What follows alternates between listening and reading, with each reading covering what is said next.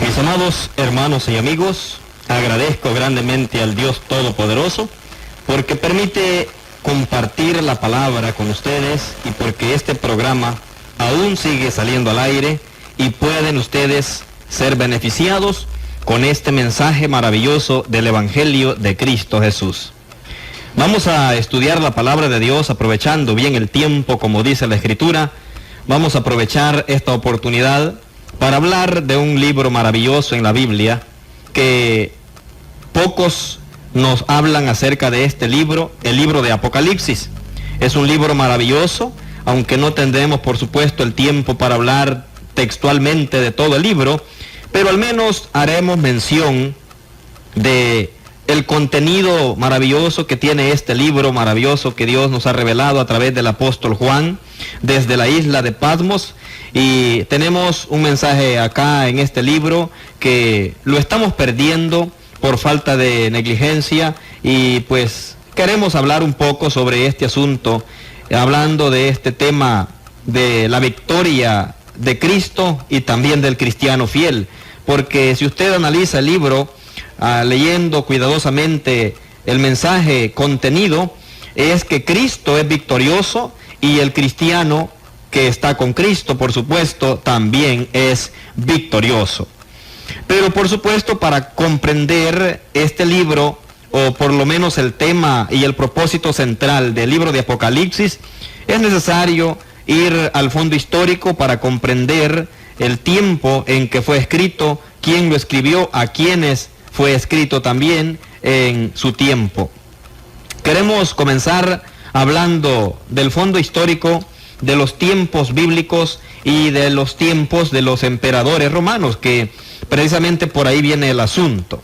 Queremos decirles, amigos, quiero compartir con ustedes que el primer emperador Augusto, que llegó a ser emperador romano allá por el año 30 antes de Cristo hasta el 14 después de Cristo, tenemos también que la iglesia fue establecida en Jerusalén ahí por el año 29 al 33 después de Cristo.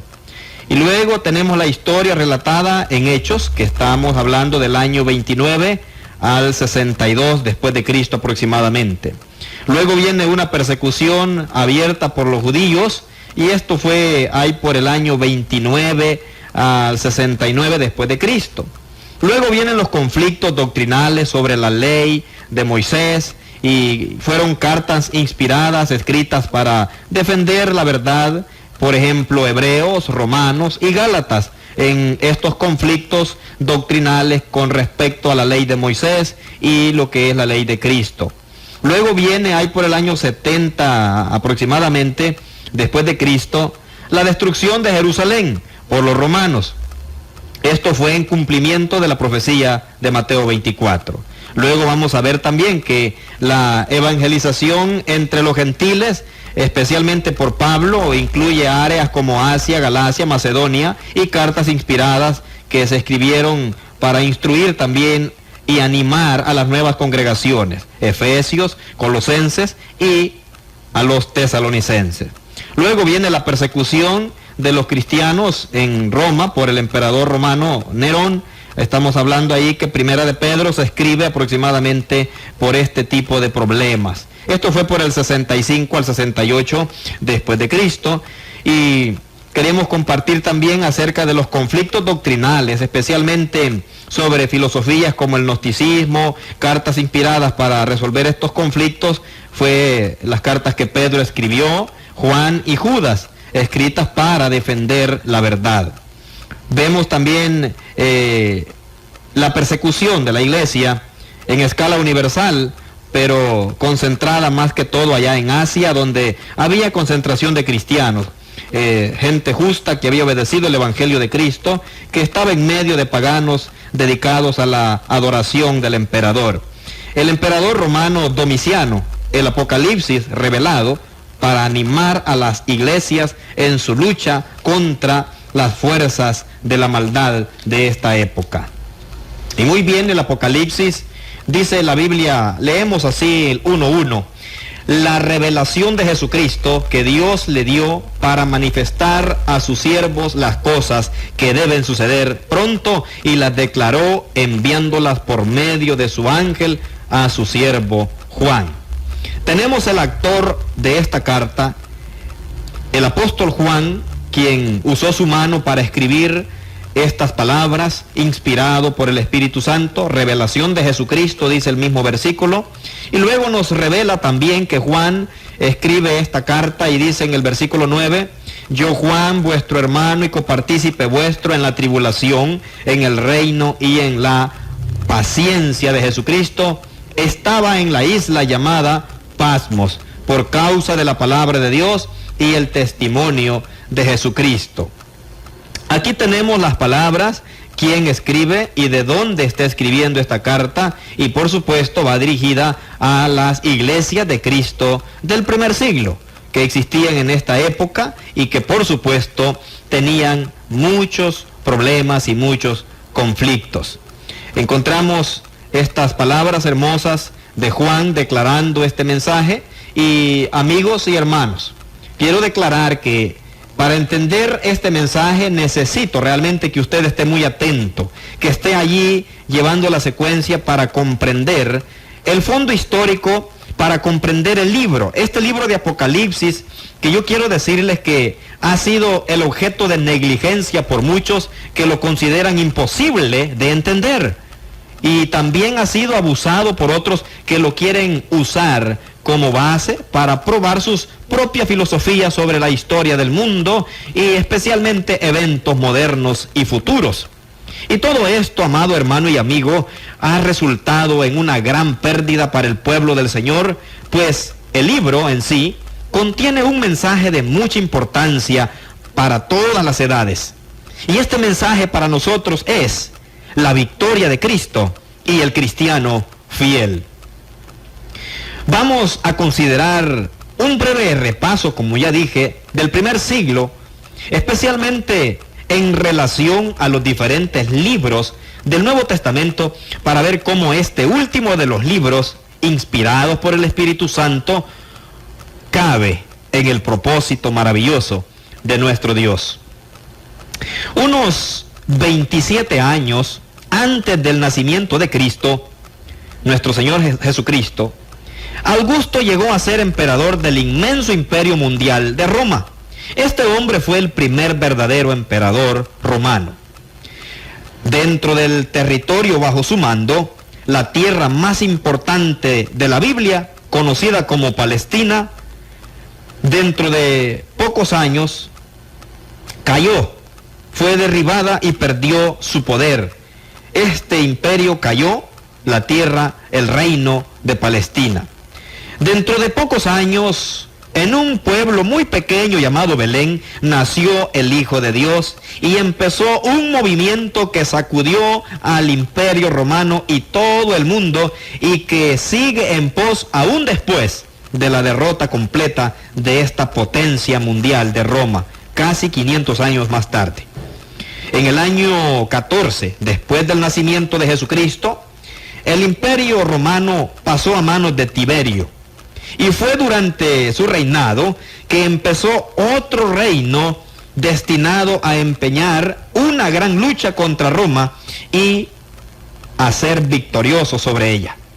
En Jerusalén, durante una fiesta de los judíos, la fiesta del Pentecostés, el Espíritu Santo de Dios fue derramado sobre los hombres y el Evangelio del Hijo de Dios, de Jesucristo, fue proclamado por primera vez por el apóstol Pedro, y la iglesia de Cristo, el pueblo de Dios, o sea, el reino de Cristo también fue establecido. Comenzó a partir de Hechos capítulo 2, se muestra la venida del Espíritu Santo sobre los santos, la iglesia del Señor. Durante los primeros o próximos 30 años, hasta llegar al año 62, la historia de este reino divino se encuentra en el libro de los Hechos.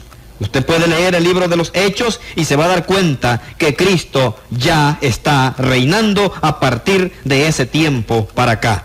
y la iglesia existe adorando y sirviendo al Señor en este mundo. Durante este tiempo la iglesia padeció mucha persecución, por supuesto, a las manos de estos judíos que por motivos religiosos y también egoístas querían acabar con esta religión hereje, según ellos. Durante el mismo periodo del tiempo, es decir, hablamos ahí por el año 29 al año 69 después de Jesucristo, hubo una serie de conflictos doctrinales sobre la obligación de guardar la ley mosaica en la iglesia. Estos esfuerzos por falsos maestros falsos maestros judíos, por supuesto, que querían cambiar el evangelio con la ley antigua o mezclarla, estos fueron frustrados por medio, por supuesto, de la predicación de los apóstoles, y varias cartas del Nuevo Testamento fueron escritas durante este periodo para defender la verdad sobre este asunto, como por ejemplo Gálatas, como ya se dijo, y Hebreos.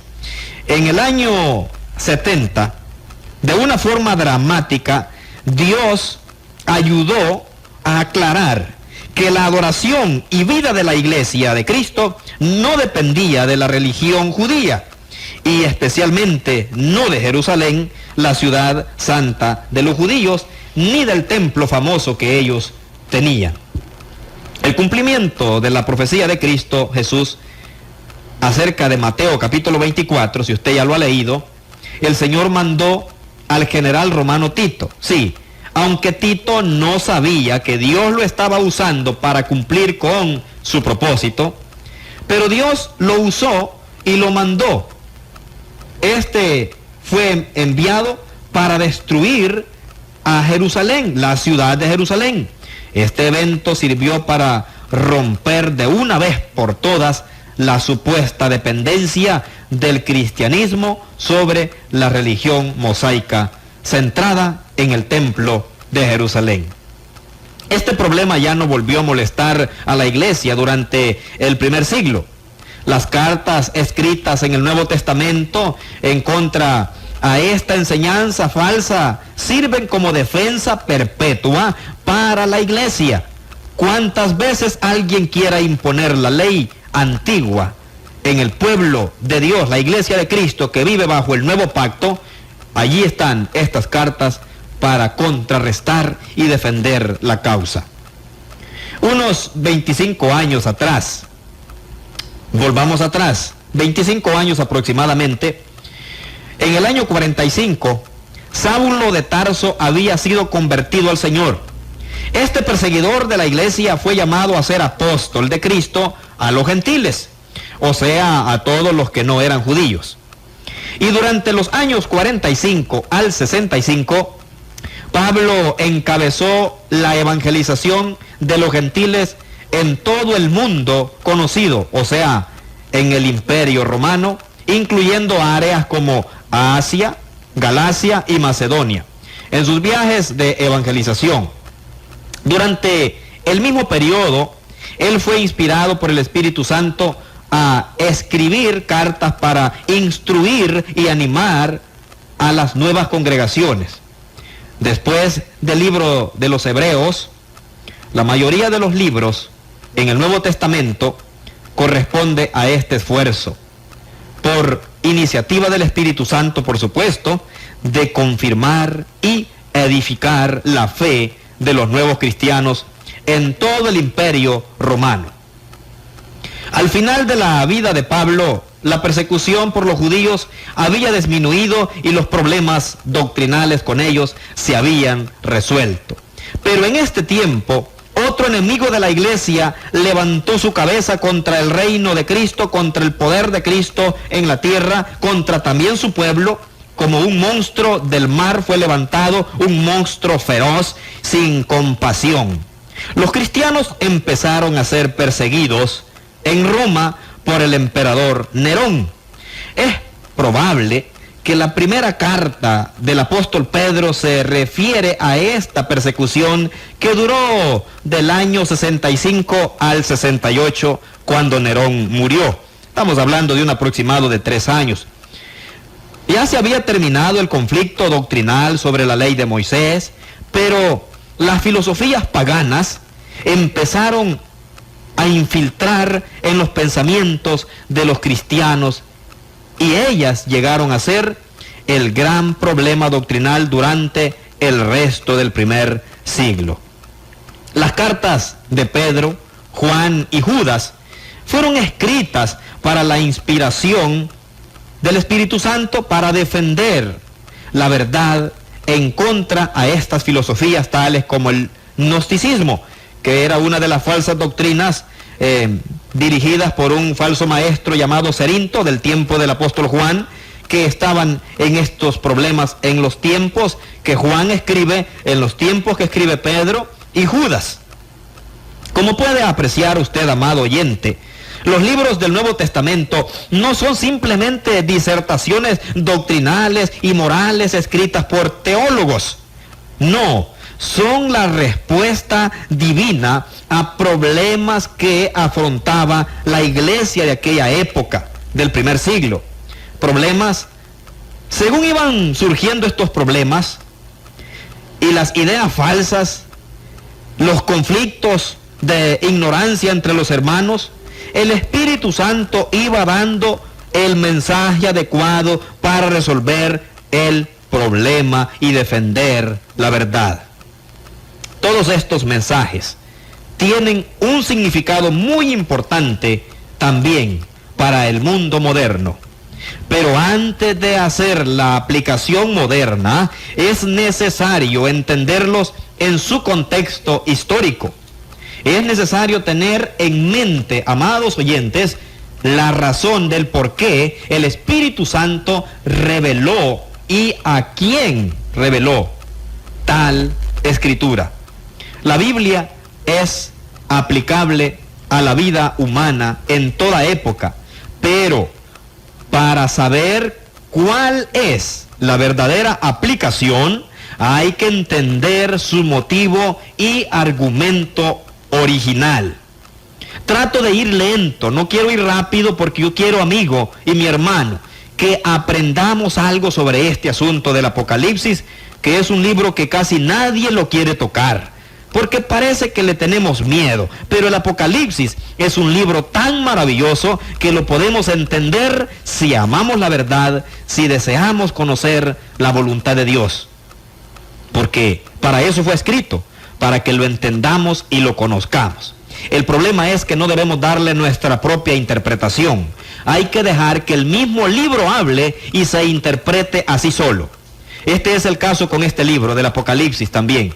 Hay que conocer su fondo histórico, quién lo escribió, de dónde lo escribió y a quiénes fue escrito, quiénes fueron los primeros recipientes de este libro y cuál era la condición de esta gente que lo recibió, para entender el propósito original de este maravilloso libro, el último de la Biblia, el Apocalipsis. Después de la muerte de Nerón, en el año 68, la iglesia no volvió a padecer seria persecución de parte del Imperio Romano por varios años. Hablamos de que pasó un poco de quietud con respecto a las persecuciones físicas, literales, de los emperadores. Estuvo unos 13 años aproximadamente. Pero en el año 81 llegó al trono Domiciano. Domiciano, más que cualquier otro emperador romano, quería aprovecharse de la situación, de la creencia, de la divinidad del emperador.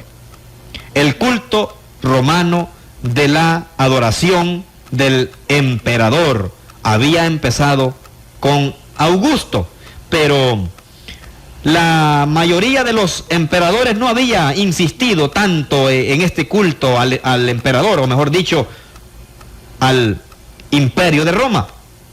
Pero Domiciano la exigió y se organizó en todo el imperio. No adorar al emperador se consideraba como rebelación contra el imperio mismo. Pero para el cristiano se le presentó un problema serio. Él sabía que solo un Dios hay y que solamente Jesús es su Señor. Adorarle al emperador y confesar como el Señor a este hombre sería infidelidad a su Señor, a su Rey, a Cristo Jesús. Así fue que empezó la persecución contra la iglesia en escala universal y concentrada en Asia, donde había concentración de cristianos. Habían muchas iglesias de Cristo en este continente asiático. Durante los años de Domiciano, que estamos hablando del 81 hasta el 96, hablamos, amado oyente, de unos 15 años.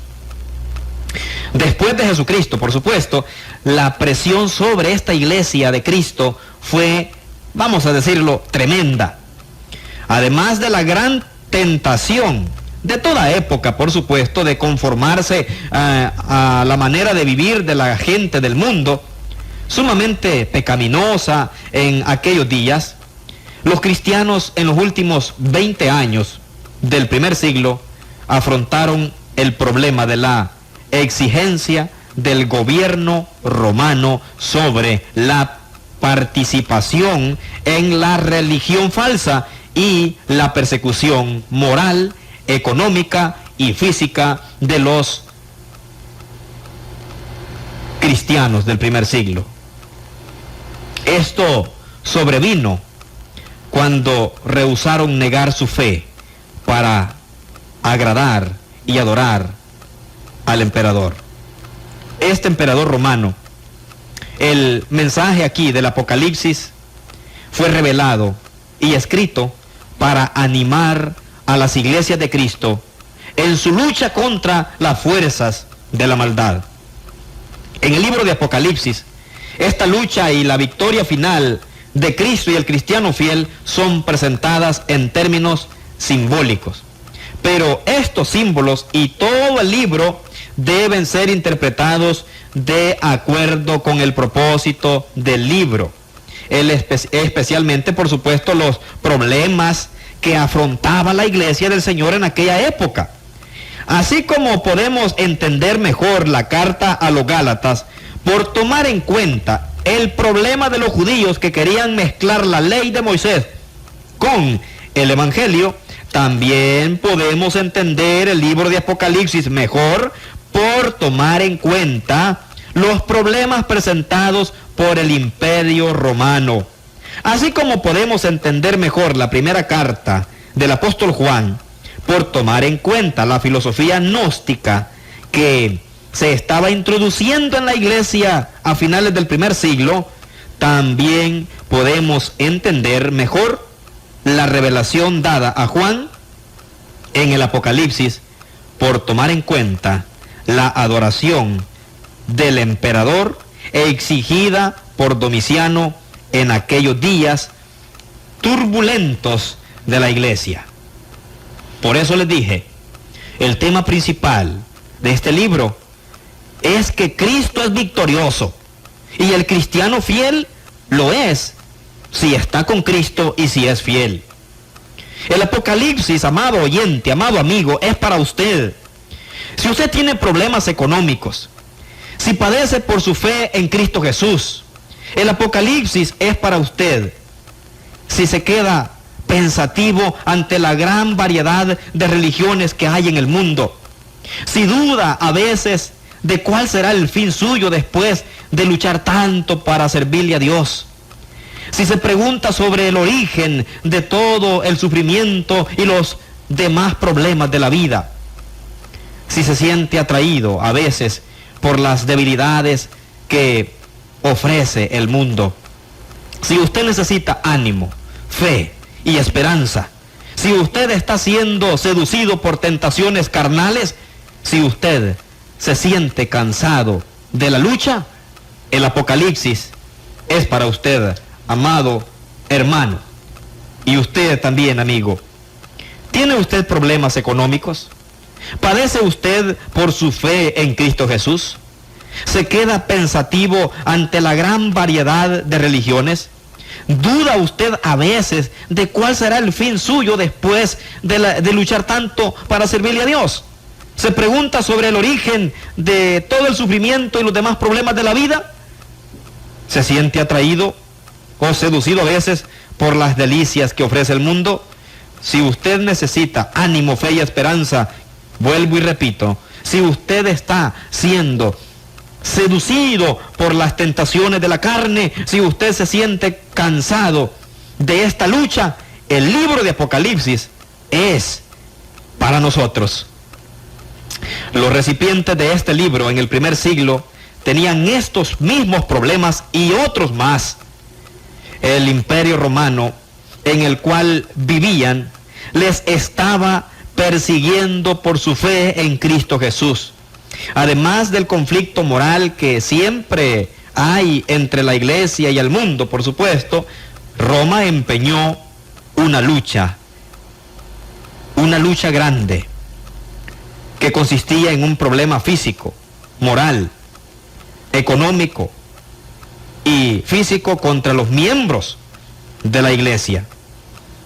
Una cosa, amado hermano, es que seamos perseguidos por tentaciones, por problemas de pensamiento, de actitudes y de acciones, y que tengamos que abstenernos de muchas cosas morales, pero otra cosa es ser perseguido físicamente y literalmente, como lo que sufrió la iglesia del primer siglo. Tenían que haber pasado nerviosos estos primeros cristianos, esperando con cierto temor el próximo encuentro con las autoridades romanas que fueron organizadas en persecución perpetua contra los cristianos. Discípulos de Cristo sirvieron como antorchas vivas a las manos de sus perseguidores crueles y fanáticos. Familias enteras, amado hermano y amigo, fueron devoradas en el Coliseo por las fieras. Los que no fueron decapitados se encontraban en la cárcel. Se necesitaba de mucho valor para no negar su fe en Cristo. El espíritu estaba dispuesto, pero la carne es débil. Y Roma no estaba satisfecha con la muerte de unos cuantos cristianos. Su meta era raerlos de la faz de la tierra como si fuera una plaga o un enemigo extranjero. Todo esto había empezado a raíz de la insistencia del emperador romano en aprovecharse de la religión oficial del imperio. El culto al emperador, según la creencia, desde el tiempo del primer emperador y aún antes, este rey se consideraba como divino. Además de ser representante de los dioses, él mismo llegó a ser un dios, y como Dios, con D minúscula, merecía el respeto y la adoración de sus súbditos. Y esto se relacionaba con la fidelidad al imperio. Confesar que César es Señor se tomaba como un voto de lealtad a las leyes del imperio. El que rehusaba rendir este culto al emperador fue considerado como traidor, además de enfurecer al emperador cuando éste quería recibir la honra que merecía como Dios. Pero para el cristiano fiel, todo esto llegó a ser problema grave. Muchos emperadores, la gran mayoría en verdad, no habían insistido en este culto. Pero cuando Domiciano llegó al trono, todo fue muy diferente. Se establecieron centros de adoración del culto al emperador en todo el imperio. Ya se imaginará usted capillas mandadas a hacer exclusivamente para rendir culto a este emperador, e imágenes hechas en su honor para adorarlo. Y cada año todos los ciudadanos leales confesaban al César como Señor y rendían adoración a él como Dios. Pero el cristiano había confesado que Jesús es Señor. Su salvación eterna dependía de su fidelidad a aquella confesión.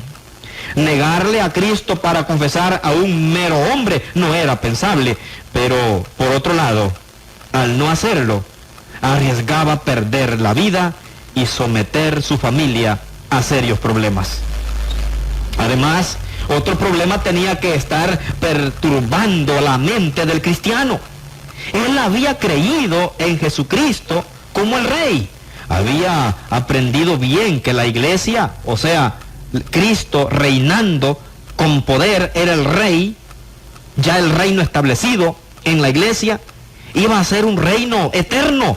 El cristiano entendía esto. Había entendido que los gobernadores de la tierra están bajo la autoridad de Cristo Jesús.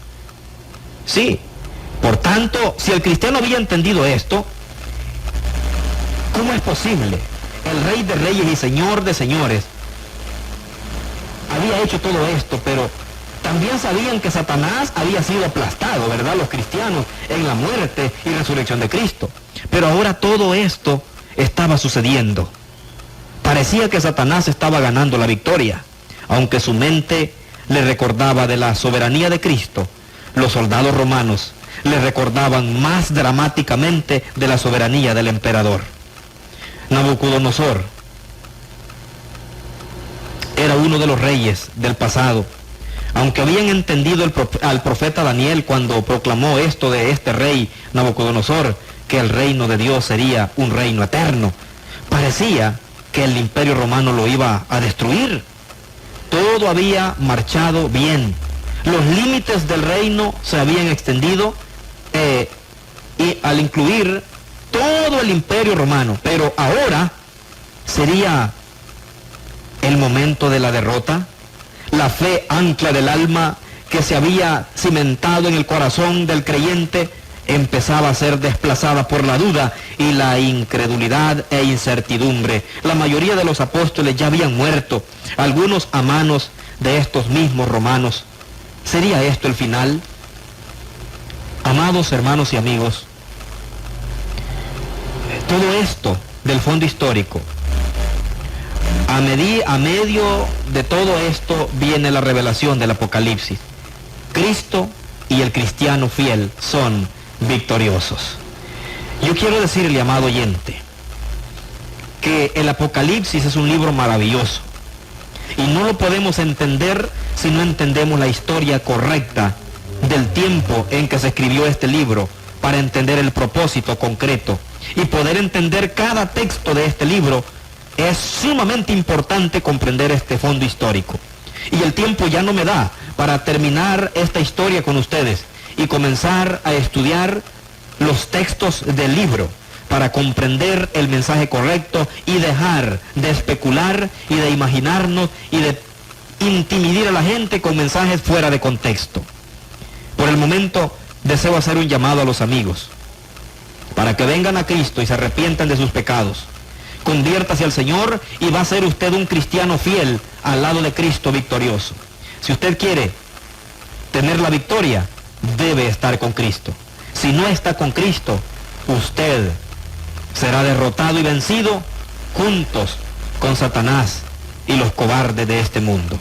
Arrepiéntase, amigo, bautícese para el perdón de pecados y persevere en la sana doctrina, en la doctrina de Cristo y los apóstoles, revelada aquí en el Nuevo Testamento.